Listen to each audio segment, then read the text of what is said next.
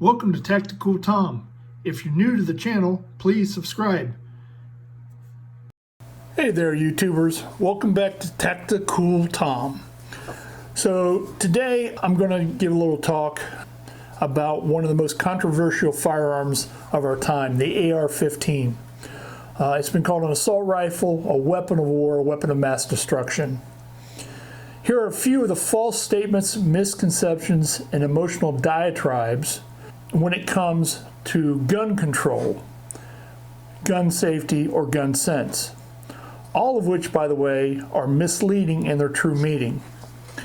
Take a look at what Senator Kevin De Leon, hopefully I'm saying that right, from California, says about the AR-15.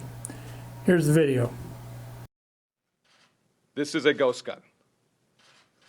This right here has ability with a .30 caliber clip to disperse with 30 bullets within half a second. 30 magazine clip in half a second. So he calls them ghost guns. Ghost guns are a misnomer. Ghost gun basically means that the one part, the lower part of the AR-15 does not have a serial number on it. And you can actually buy a non-finished lower part of the AR-15 and mill it out yourself. But he also went on to say some pretty funny things, like a .30 caliber clip that could dispense of 30 bullets in half a second. And then he said it had a 30 magazine clip in half a second. Interesting concept. However, stupidly false. The AR-15 shoots a .556 or a .223 caliber cartridge, not a .30 caliber cartridge. It is simply called a magazine and not a .30 magazine clip.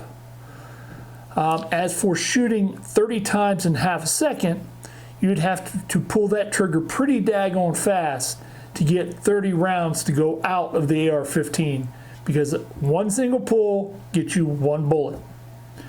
The AR-15 is not an automatic. It is a semi-automatic. As a matter of fact, back in 1986, the government basically banned fully automatic firearms for civilians. That's true gun control.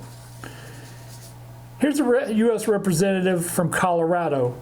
See what she says about AR-15 mags. Very briefly, to your last question, what's the efficacy of banning these magazine clips? I will tell you, these are ammunition. They're bullets. So the people who have those now, they're going to shoot them. And so if you ban them in the future, the number of these high-capacity magazines is going to decrease dramatically over time, because the bullets will have been shot and there won't be any more available. Boy, I wish somebody told me you're supposed to throw these away. I always thought you're supposed to reload them and reuse them. What do I know? Anyways, it's scary to think she's the one supporting and writing the law. So CNN did a piece on the AR-15 as well. They used a retired Army general. And in that piece that they did, he said the following: fully semi-automatic. That's a little funny. Here's the piece. Truth of the matter is, they look almost exactly the same. So this is the M4 military rifle. Right. This is the AR-15. Right. A lot of people will buy this just because it's cool and they want to appear like soldiers. If you're a gun collector or a gun aficionado and you want an AR-15, you can certainly buy one, and you should be able to buy one. The problem is when it gets in the hands of the wrong people. Originally built for the battlefield, a defining characteristic of the AR-15 is the speed and power of the bullet.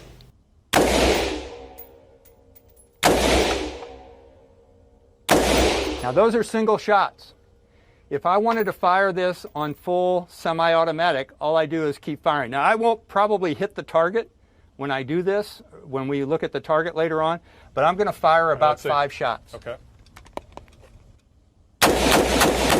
It's a weapon designed to inflict maximum damage. So again, fully semi-automatic. That's laughable. And it's another made-up phrase. There is no such thing as fully semi-automatic. Also, to think that this retired general once led troops should know how to shoot an AR-15 because he probably shot an M16, and then he shoots it like this? Really? He must have forgotten his training. Actually, what he did was made it play on everybody's emotion to show that the AR is not controllable. And it's a very controllable gun to shoot. Congresswoman Sheila Jackson Lee from Texas, the great state, said that an AR-15 was as heavy as 10 moving boxes. Take a look. With a caliber weapon, I've held an AR-15 in my hand. I wish I had it. It is as heavy as 10 boxes that you might be moving. And the bullet that is utilized, a 50 caliber, these kinds of bullets, need to be licensed and do not need to be on the streets. 10 moving boxes. Really? And a 50 caliber? I don't think so. Like I said, it shoots a .223 or a .556. So according to Cali Gunner, link below, an AR-15 weighs somewhere around 8 or 9 pounds, unloaded. They can weigh as little as 4 pounds. For more information on that, check out the link below for Cali Gunner, and it explains exactly why certain models weigh less or more than others. As far as the bullet goes, cartridge, the 50 cal and the .223 are not anywhere near the same size. Here's a picture of comparison. As a matter of fact, here's a picture comparison of a .223 and a .22 long rifle, or a .22 long rifle. Take a look. As you can see, they're much different in size. The .223 is nowhere near the size of the 50 cal. So what does AR exactly stand for? It stands for Armalite Rifle, not assault rifle, and it is definitely not an automatic rifle. Armalite was the designer of the rifle way back in the 60s.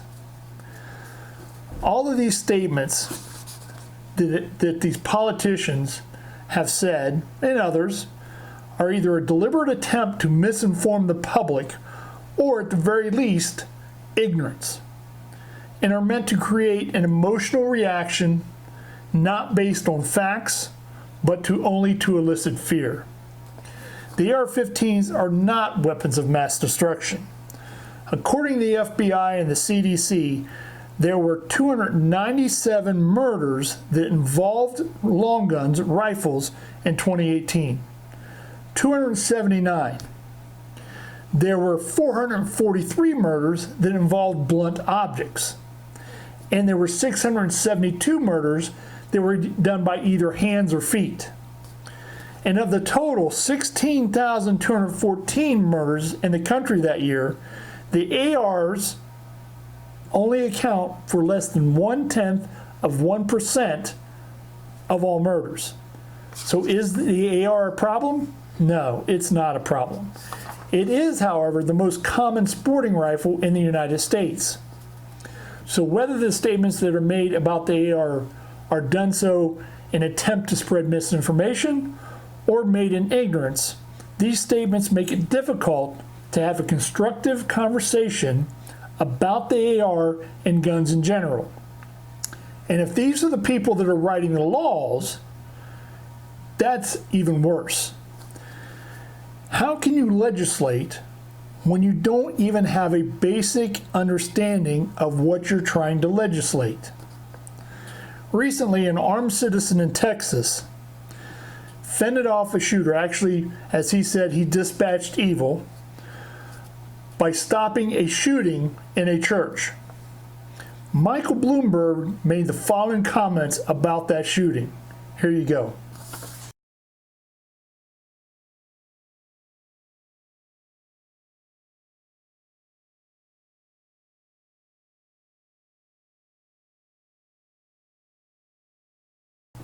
Don't listen to Michael Bloomberg. Don't let politicians and anti-gunners fool you. The true goal of gun control, gun sense, gun safety is not about safety. It is about control. Control of people. Control of you. If it was up to the anti-gunners, there wouldn't be any guns at all. Dianne Feinstein has even made the comment of round them all up.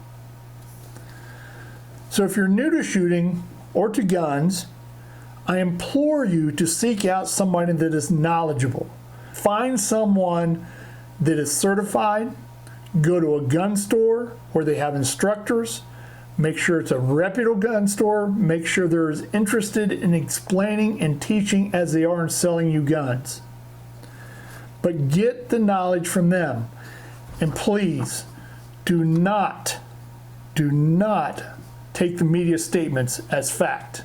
Most of the time, they're either misinformed or write out lies. So I implore you to continue your education when it comes to firearms. If you want to become involved in them, please find someone to help you. Most of us will be happy to give you an introduction for free. Most of us will be happy to show you how to shoot. Most of us will be happy to let you shoot our guns. There are a lot of ranges out there that have rental guns and will give you some basic instruction on shooting before you go on their ranges. For some really good animation on how the AR-15 works, check out, and I'm going to try this, Thomas Schwensky's, hopefully I'm saying that right, video. It's down below. And for a true history of the term assault rifle, check out Liberty Bell. She gives a really good history on it. Her link's below as well. So thanks for your time today. Stay safe, stay positive, and God bless. Until next time, see ya.